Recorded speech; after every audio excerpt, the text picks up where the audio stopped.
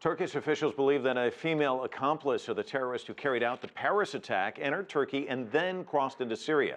She has appeared in recent pictures with ISIL and was interviewed by the terror group's magazine. Her journey has revived questions over the porous border that Turkey shares with Syria. CCTV's Natalie Carey joins us now from Istanbul with more.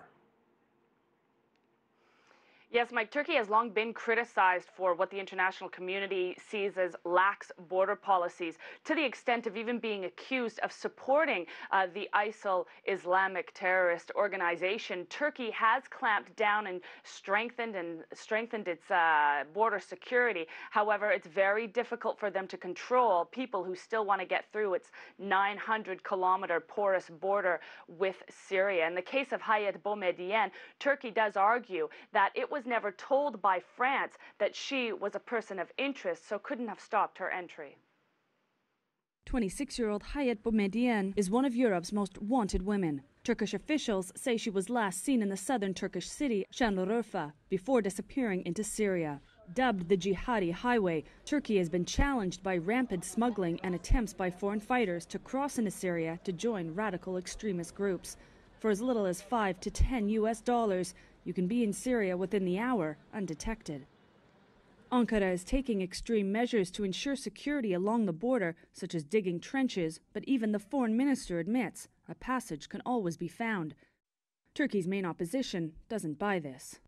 The government has the power to control the border, even if it is difficult. We have the capacity, the budget, the men. They just need the decision to do so. Yet Turkey's position is unique. Different opposition factions control the Syrian entry points along its shared border, unlike in Lebanon and Jordan, where the Syrian government controls the crossing. Many people wanting to enter Syria, be them refugees, trade, NGOs, journalists, or even foreign fighters, will do so through the Kilis border crossing, which is right in front of me here. However, there are thousands of refugees in and around Kilis going into Syria and coming back out, making it immensely difficult for the Turkish authorities to implement thorough immigration control.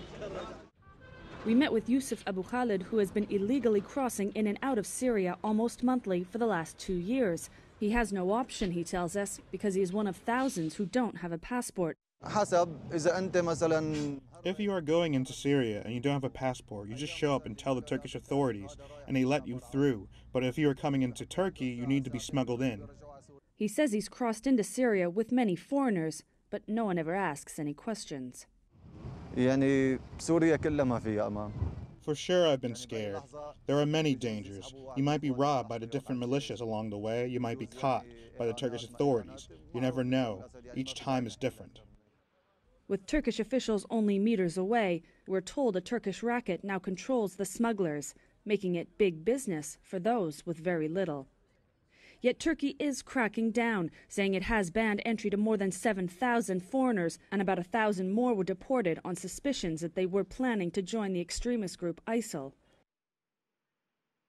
Turkey is also asking the international community to lend a hand in trying to crack down on the foreign fighters, asking them to let Turkey know when suspicious people are heading this way. Natalie, that's a good point because, as you pointed out, they seem to be annoyed with France for not giving him more of a heads up. Is there more the international community can do? Is there more that Turkey can do to stop this? Well, as was mentioned in the report, Turkey is now digging trenches along its border, 3-meter deep trenches to try to catch people sort of in movement. As well, they're looking at even installing lights along the border area. But again, it's 900 kilometers of border and very porous border. Some of it is very sparse land, some of it's very rocky, mountainous area. So it's very, very difficult to always keep a watchful eye on this.